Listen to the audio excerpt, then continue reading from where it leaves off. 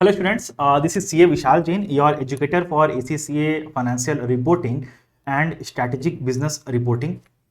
Today I am here to discuss a very important topic, that is investment in equity instruments, and I see that the students generally face challenges in this topic specifically.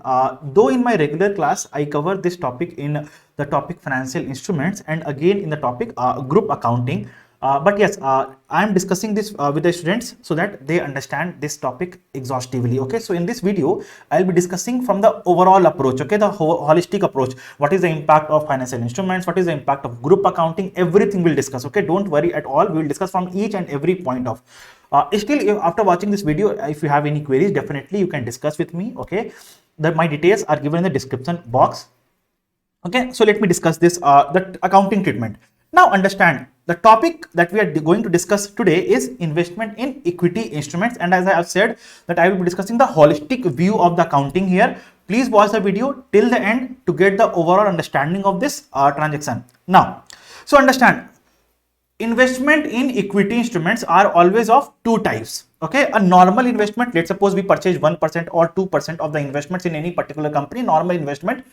Or if we are purchasing the investment in equity instruments in the nature of subsidiary, associate or joint venture. So there are two types of investments. One is normal investment and another is investment in subsidiary, associate or joint venture. The accounting treatment of both are different. So first of all, we will study the accounting treatment of normal investments. Now, accounting treatment of normal investments gets covered in the scope of IFRS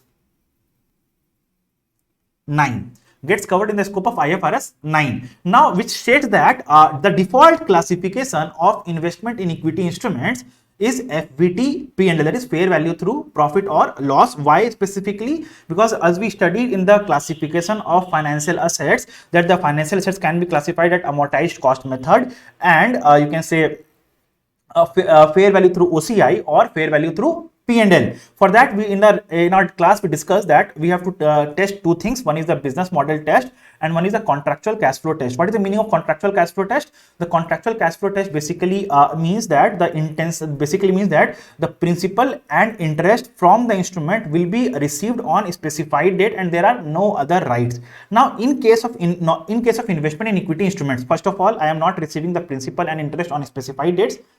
Second, I do have voting rights also. So meaning thereby contractual cash flow test fails.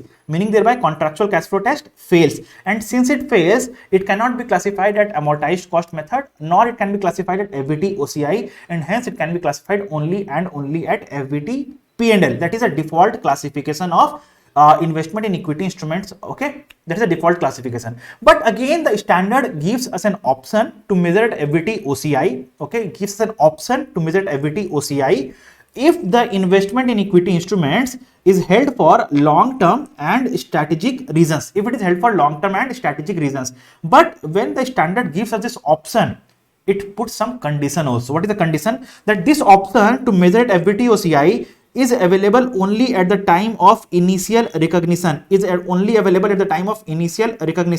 not available later on, only available at the time of initial recognition. Plus, this option is irrevocable, meaning thereby once you select FVT OCI, you cannot reclassify it back to FVT P&L. Okay, you cannot reclassify it back to FVT P&L. So this option is irrevocable. Okay, so this is the condition behind FVT OCI classification.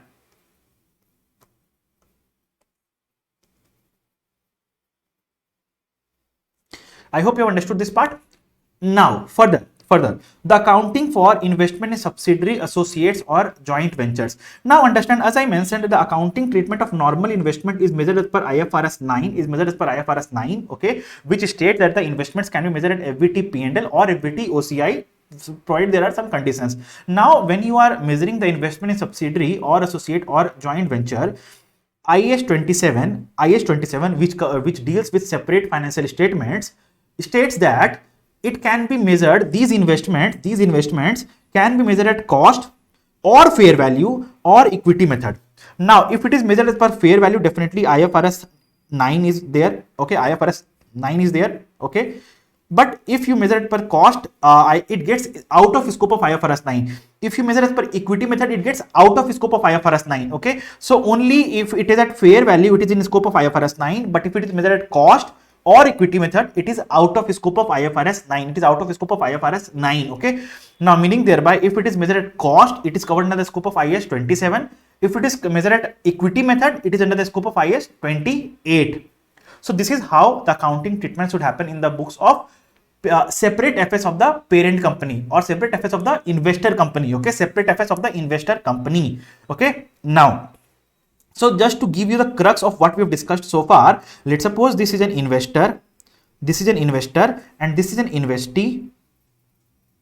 Okay, now if the investor invests a normal investment, then it has to be measured at fair value only, might be through P&L or through OCI. If this investor has invested in this investee in the nature of subsidiary, associate, or joint venture, then there is an option to measure it at cost or fair value or equity method. If it is fair value, again it is in the scope of IFRS 9, but if it's a cost method, out of scope of IFRS 9. If it is equity method, it is out of scope of IFRS 9. This is a simple crux of what we have discussed so far.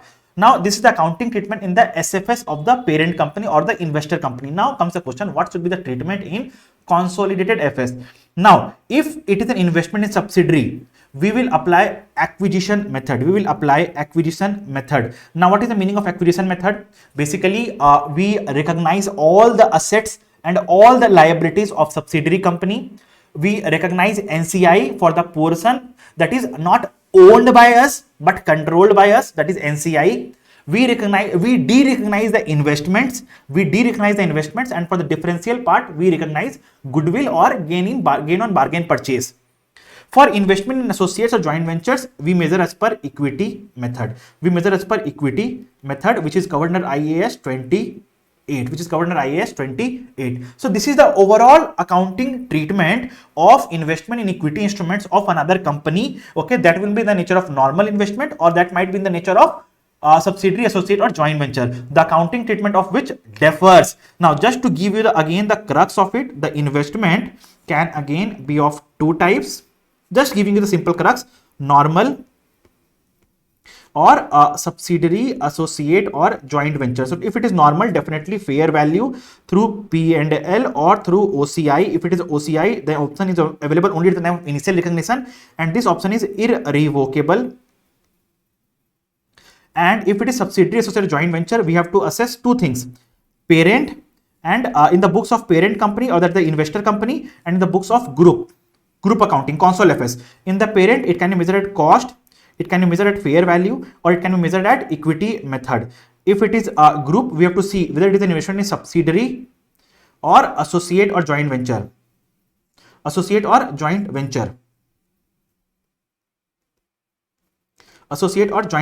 If it is subsidiary, what we'll do, we'll recognize net assets of subsidiary, account debit. We de-recognize the investments in subsidiary, and difference is transferred to goodwill or gain on bargain purchase. Okay, if it is associate, we will measure it at equity method. In group accounting. So that's the overall treatment of investment in equity instruments of another company. I hope this video would have helped you guys. Thank you. Bye bye.